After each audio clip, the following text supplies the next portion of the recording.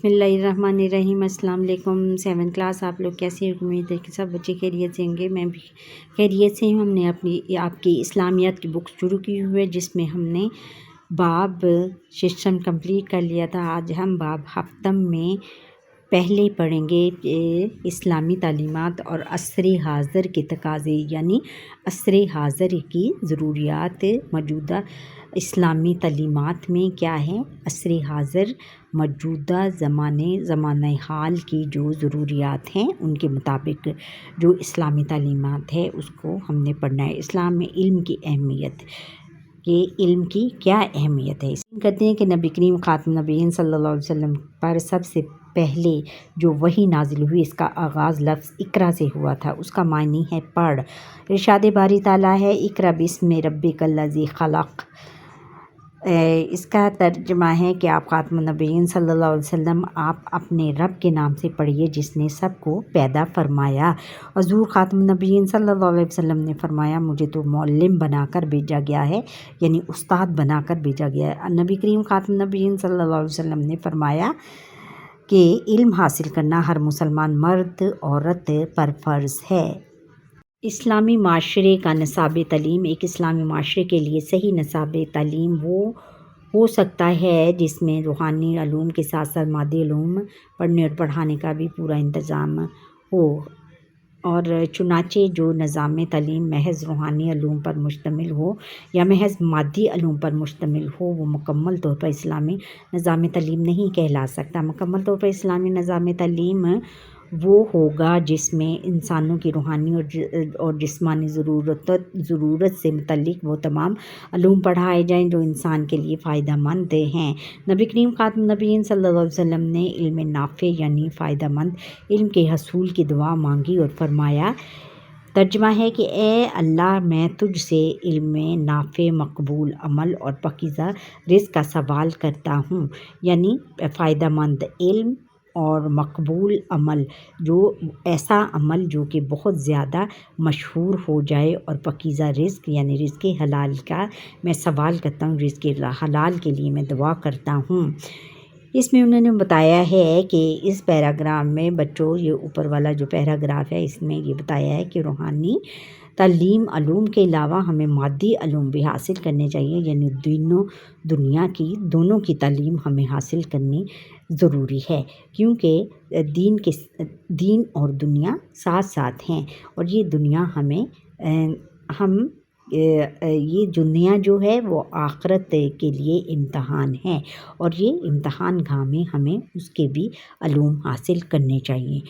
अच्छा, फिर आगे है कि इल्म नाफ़े हर वो इल्म होता है जिससे अल्लाह ताला की मखलूक को फ़ायदा पहुँचे। इसमें साइंस का इल्म भी शामिल है। नबी करीम ख़ातमुन नबीय्यीन सल्लल्लाहु अलैहि वसल्लम मुसलमानों के पहले मुअल्लिम थे, यानी उस्ताद थे। वो सुफ़ा मस्जिद नबवी पहला बाकायदा इस्लामी दारुल अलूम था।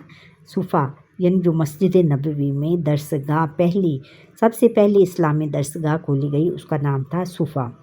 यहाँ निसाब तालीम कुरान हकीम था, और नबी ख़ातमुन नबीय्यीन सल्लल्लाहु अलैहि वसल्लम ने दरसगाह सुफ़ा के ज़रिए से जो निसाब तालीम दुनिया को अता फ़रमाया, इसमें हसब ज़ैल खसूसियात थीं, हसब ज़ैल खूबियाँ थीं। अमीर और गरीब के दरमियान इम्तियाज़ ना था, यानी अमीर और गरीब की कोई इसमें कैद नहीं थी। अमीर और गरीब दोनों इकट्ठे इस दरसगाह में पढ़ते थे। इस्लाम की तालीम रसूलुल्लाह ख़ातमुन नबीय्यीन सल्लल्लाहु अलैहि वसल्लम की पैरवी, एहतसाब आखरत, तकमील अखलाक और तबलीग इस्लाम जैसे मकासद इस निज़ाम तालीम का हिस्सा थे। यानी इस्लाम हुज़ूर अल्लाह की अतात, अल्लाह के जो दिए हुए पैगाम, अल्लाह की दी हुई तालीमात की हमें अतात करनी है, उसको हमने मानना है, और हुज़ूर ख़ातमुन नबीय्यीन सल्लल्लाहु अलैहि वसल्लम की पैरवी करनी है। और एहतसाब आखरत और आखरत के बारे में जो अलूम हैं उनको सीखना है। तकमील अखलाक और अपने अखलाक की तकमील करनी है। अखलाक के बारे में بھی تعلیم دینی ہے اور تبلیغ اسلام جیسے مقاصد اس نظام تعلیم کا حصہ تھے۔ یکساں نصاب، مفت تعلیم، اساتذہ کی مکمل کفالت اساتذہ کی کفالت یعنی ان کو تنخواہیں بھی دی جاتی تھی۔ دین و دنیا کی یکجائی اور دین اور دنیا کی یکجائی، دین اور دنیا کو ساتھ ساتھ لے کر چلا جائے، اور پاکیزہ تعلیمی ماحول درسگاہ صوفہ کے اہم عناصر تھے۔ صوفہ کی درسگاہ میں درج ذیل مضامین پڑھائے جاتے تھے: حفظ قرآن، قرآن مجید کو حفظ کرنا، اور فن قرأت و تجوید قرآن، یعنی اس کی قرأت کی جاتی تھی قرآن کی اور اس کو پھر سمجھا جاتا تھا۔ مختلف زبانوں کی تعلیم، مثلاً عربانی، سریانی، فارسی، رومی، قبطی، حبشی۔ حضرت زید بن ثابت رضی اللہ تعالیٰ عنہ بہت سی زبانوں کے ماہر تھے، یعنی وہ ان علوم کی یہ وہ زبانیں جو بچوں حضور خاتم النبیین صلی اللہ علیہ وآلہ وسلم کے زمانے میں بولی جاتی تھیں، اور ان سب کے ماہر حضرت زید بن ثابت رضی اللہ تعالیٰ عنہ تھے۔ حضرت عبداللہ بن زبیر رضی اللہ تعالیٰ عنہ بھی بہت سی زبانیں جانتے تھے، یعنی یہ دو استاد تھے زبان دانی کے لیے، انہوں نے مقرر کیے تھے۔ عسکری و جنگی فنون، یعنی فوجی اور جنگوں کے بارے میں جو فنون سکھائے جاتے تھے، جو علم دیے جاتے تھے، علوم دیے جاتے تھے، اس میں کیا تھا؟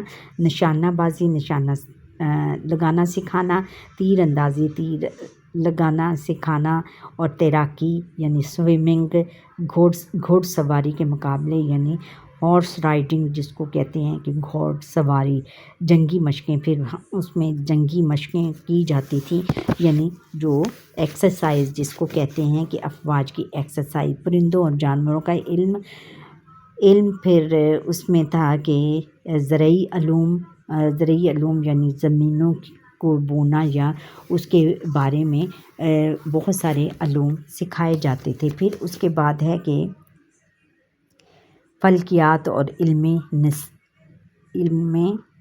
انساب، فلکیات کے بارے میں یعنی فلک کے بارے میں، یعنی جتنے بھی سیارے ہیں ان کے بارے میں علم حاصل کیا جاتا ہے۔ خلفائے راشدین کے عہد میں قرآن مجید و حدیث سے نبوی نصاب تعلیم کا لازمی حصہ تھے، لیکن ان کے ساتھ ساتھ دوسرے علوم بھی مسلمانوں کو سکھائے جاتے تھے۔ حضرت عمر رضی اللہ تعالیٰ عنہ کے دور میں زبان و ادب بھی شامل نصاب ہو گئے۔ زبان و ادب یعنی ادب جو عربی زبان اور ادب بھی اس میں نصاب میں شامل کر دیے گئے، کیونکہ عربی زبان ادب کی تعلیم فہم قرآن و حدیث کے لیے مددگار تھی، یعنی قرآن مجید کو سمجھنے کے لیے بہت زیادہ ضروری تھی۔ عربی زبان چونکہ قرآن و حدیث کی زبان ہے، لہٰذا اس کے متعلق علوم بھی شامل نصاب ہو گئے۔ ضرورت کے پیش نظر تاریخ و فلسفہ، زبان و ادب، کتابت و خطابت، کتابت یعنی لکھائی اور خطابت یعنی تقریر کرنا، اور خوش نویسی بھی اسی میں آتا ہے، خوش نویسی بھی خوبصورت لکھنا، اور علم کیمیا، کیمسٹری اور علم طب، اس کو جو آج کل پڑھایا جاتا ہے کیا اس کو کہیں گے بائیولوجی جیسے علوم و فنون بھی عہد بنو امیہ میں شامل نصاب ہو گئے۔ پھر اس کے بعد ہے کہ دوم وہ علوم جو مسلمانوں نے غیر عربوں سے حاصل کیے، انہیں علوم عقلیہ کہتے تھے، جن کا تعلق عقل سے ہوتا تھا، یعنی غور و خوض کرنے سے ہوتا تھا۔ ان میں فلسفہ، جیومیٹری، طب، کیمیا، فلسفہ یعنی سوچ بچار، جیومیٹری جو آج کل حساب میں ہوتی ہے، طب یعنی بایو، اور کیمیا، کیمسٹری، تاریخ کے بارے میں جاننا، اور جغرافیہ کے بارے میں جاننا، کسی ملک کے بارے میں۔ مسلمانوں کی سائنسی خدمات اسلامی تعلیمات کا ہی نتیجہ تھا کہ بہت سے مسلمانوں نے سائنس کے میدان میں کارہائے نمایاں انجام دیے۔ ابن سینا کی کتاب القانون، بصری کی کتاب الحیوان، اور ابوالقاسم کی التصریف 17ویں صدی عیسوی تک یورپ میں نصابی کتب کے طور پر پڑھائی جاتی رہیں، یعنی یہ تمام مسلمان سائنسدان تھے بچوں، اور ان کی کتب یورپ میں نصابی کتب کے طور پر پڑھائی جاتی تھیں، یعنی تمام کلاسوں میں پڑھائی جاتی تھیں۔ پھر یہ ہے کہ کاغذ کی صنعت کو کمال پر پہنچانے والے اہل شاطبہ ہیں۔ شاطبہ اندلس کے ایک شہر کا نام ہے، اور چھپائی کی مشین کے موجد مسلمان ہندوستان سائنسدان ہیں۔ مسلمان اور چھپائی کی مشین کے بھی موجد، جو چھپائی جو کرتے ہیں، جو پرنٹر جو ہے مشین، اس کے موجد، اس کو ایجاد کرنے والے مسلمان سائنسدان ہیں۔ ابوالقاسم ہزاروی نے مثانہ کی پتھری نکالنے کے لیے، مثانہ یعنی گردے کی پتھری نکالنے کے لیے جسم کا جو مقام آپریشن کے لیے تجویز کیا تھا، آج بھی اسی پر عمل ہو رہا ہے۔ اور پھر ابن محمد بن زکریا رازی دنیا کے پہلے طب ہیں جنہوں نے تپدق یعنی ٹی بی کا علاج اور چیچک کا علاج ایجاد کیا۔ چیچک بیٹا اس وقت ان کے زمانے میں چھوٹے چھوٹے منہ پر داغ بن جاتے تھے، جس کا علاج بہت مشکل ہوتا تھا۔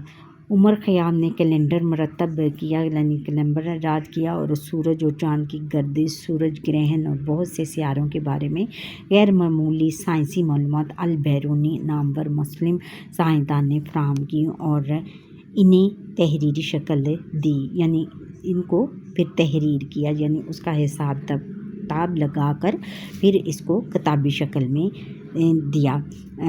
حساب، الجبرا اور جیومیٹری کے میدان میں الخوارزمی نے گراں قدر خدمات انجام دی۔ ان کی کتاب الجبرا المقابلہ 16ویں صدی عیسوی تک یورپ کی یونیورسٹیوں میں بنیادی نصاب کے طور پر پڑھائی جاتی رہیں۔ دیکھو بچوں کہ مسلمان جو تھے، پہلے دور کے مسلمان، وہ کتنے ذہین اور قابل تھے کہ ان کی جو کتابیں تھیں وہ یورپ یعنی انگریزوں کے زمانے میں وہ پڑھائی جاتی رہی تھیں۔ ابن سینا، الکندی، نصیر الدین طوسی اور ملا صدرہ کی طبیعیات کی خدمات ابتدائی طور پر بہت اہمیت کی حامل ہیں، یعنی بایو کی جو ان کی تعلیمات ہیں۔ ابن الہیثم نے طبیعیات کے دامن کو علم سے بھر دیا، اور طبیعیات یعنی بہت زیادہ اس میں ایجادات کی، وہ طبیعیات، ریاضی، ہندسیات یعنی ہندسوں کے علم، اور فلکیات، علم فلک میں، اور علم الادویات یعنی میڈیسن کے مایہ ناز محقق عالم تھے۔ مسلمانوں کی دیگر صنعتی ایجادات میں